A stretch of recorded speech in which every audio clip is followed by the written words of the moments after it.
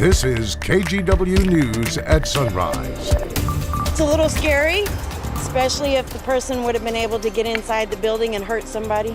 It is a terrifying situation for anybody, but one you would least expect to happen at a hospital.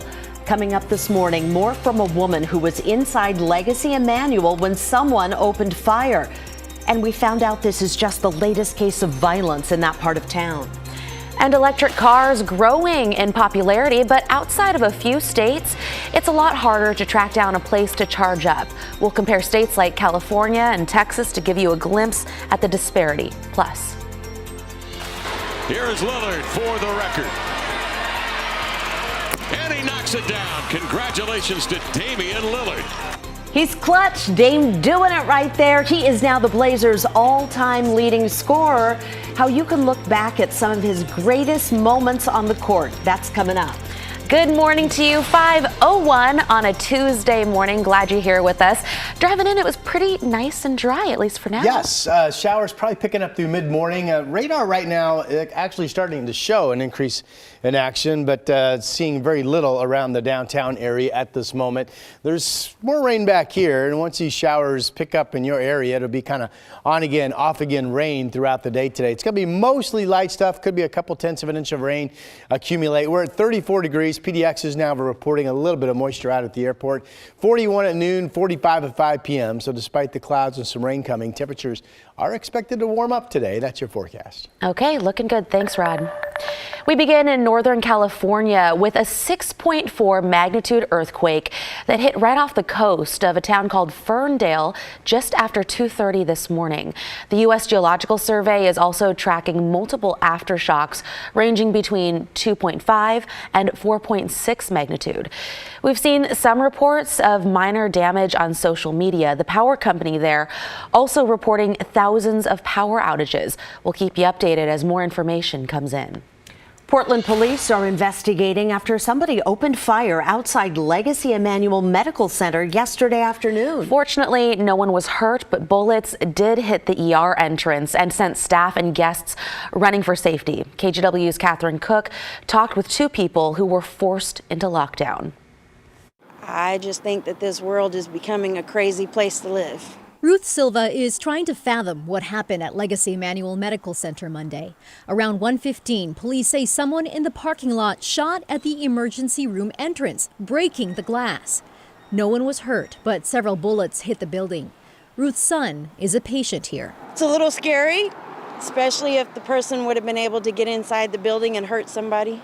Silva says when she tried to leave the emergency department, the front door was locked. She says security guards evacuated the lobby and asked everyone to shelter in place. A Legacy spokesperson tells KGW the hospital reopened after the immediate threat ended, adding, "We are grateful to our security officers who helped ensure the safety of our staff and patients throughout this incident." I think that they did really well. They had the building locked down and nobody was allowed to get in or out of the building. So I think that they did everything that they could do to keep everybody safe. As security cleared the area, one employee who asked to remain anonymous told KGW they weren't told where the threat was coming from or what had happened, creating some additional worry among staff. Many employees here have felt on edge for months. In July, police say a manager at Randall Children's Hospital, which is also on Legacy Emmanuel's campus, was attacked and robbed on her way to work. And right across the street from the hospital, police have responded to shooting after shooting at Dawson Park. Every time there's been gunfire in the past 2 years, I've been in the clinic, I've heard it. It's frightening. Last summer, Jacob Wicks, a behavioral health clinician at Legacy, told us the violence near campus was impacting employment. And everybody's just shaken. We're losing providers, we're losing clinic staff, everybody's worried. Since then, the hospital has installed bulletproof glass and fencing around parts of campus. But clearly, those precautions didn't stop what happened on this day. Just another day of wishing the violence would end. Catherine Cook, KGW News. Washington Governor Jay Inslee is proposing a new plan to curb gun violence. It outlines two measures for the upcoming legislative session. One renews the call to ban the sale of military-style assault weapons. The other is a new proposal to ensure gun manufacturers and dealers take steps to keep their products from landing in the wrong hands. Today, gun violence, and this is shocking to me, is the leading cause of death of our young people, above car accidents, above cancer. This is what is killing our kids more than anything else. 2 different polls in the last year show Washington residents support banning assault weapons. One poll done by our sister station in Seattle found 61% of the people surveyed strongly or somewhat support a ban. Just 34% strongly or somewhat oppose the idea. Portland Mayor Ted Wheeler is voicing his support for the Biden administration's new plan to decrease homelessness nationwide. The goal is a drop of 25% by 2025. The plan outlines strategies like expanding affordable housing and working with local governments to help solve homelessness. President Biden also called on local governments to set their own goals for 2025 using his plan as a blueprint. In a study, the federal agency that heads up housing found about 582,000 people experienced homelessness on a single night in January of this year. Wheeler, meantime, tweeted that he believes the plan is a positive sign from the Biden administration, saying now it's time for action. Other headlines this morning: Oregon State Senator Republican Dallas Hurd is resigning. He'll step down in the new year. His term was supposed to end in 2025. He was appointed in 2018 after former Senator Jeff Cruz resigned under pressure over sexual harassment allegations. His district covered rural Southwest Oregon. Hurd's term wasn't without controversy. During COVID, Senate Democrats voted to bar him from returning to the Senate chamber because he refused to wear a mask. Hurd was also one of the many people who showed up on the steps of the Capitol in Salem on January 6th, 2021. The man shot by Kelso police in a house in Longview Saturday night has died at the hospital. He was 38-year-old Joseph Coons. He was with his wife and children at the house in the 2400 block of Mulberry Lane. Officers described him as homicidal and suicidal. No one else was hurt in the shooting. The officer who shot Coons is now on leave. And 2 men are under arrest and facing charges for operating a wellness store that illegally sold psychedelic mushrooms. They're each facing 40 counts, including money laundering and unlawful delivery of a controlled substance near a school. Earlier this month, Portland police seized more than $13,000 and 22 pounds of dried mushrooms and other edibles. And that's a look at some of your Tuesday headlines.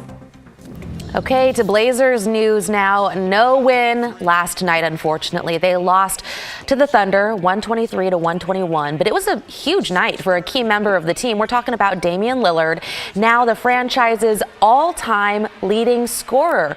Setting the stage, he tied the mark held by Clyde Drexler with a three-pointer in the third. He went a little quiet for a while after that until he nailed a free throw later in the third to finally get the big title. Here is Lillard for the record. And he knocks it down. Congratulations to Damian Lillard.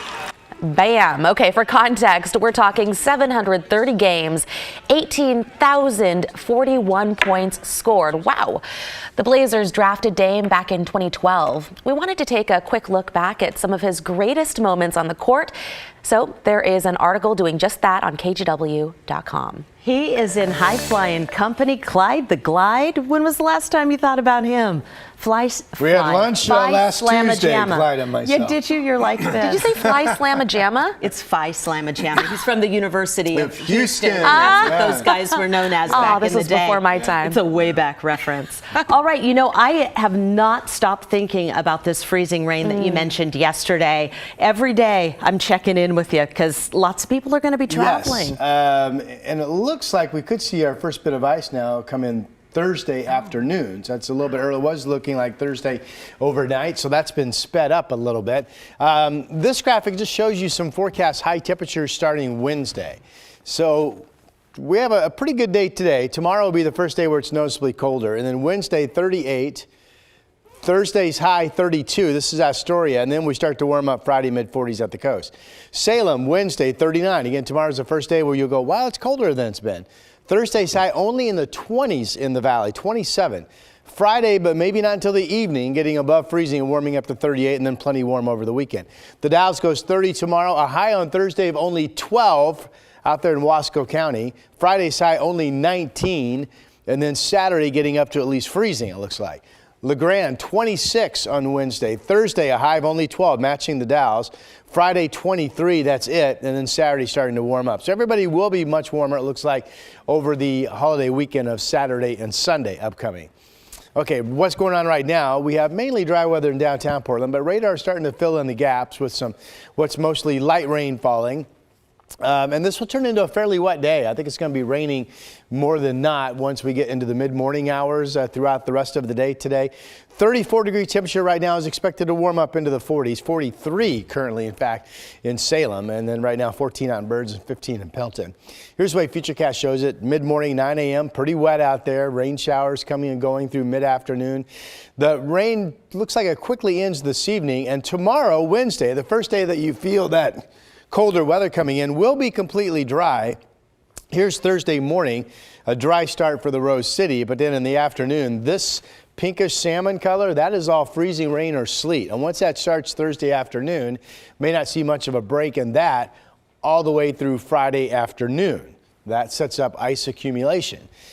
Now, fast forward past Thursday and Friday, and there's the weekend, much warmer. Saturday, 46, Christmas Day, rain showers, and 50 degrees.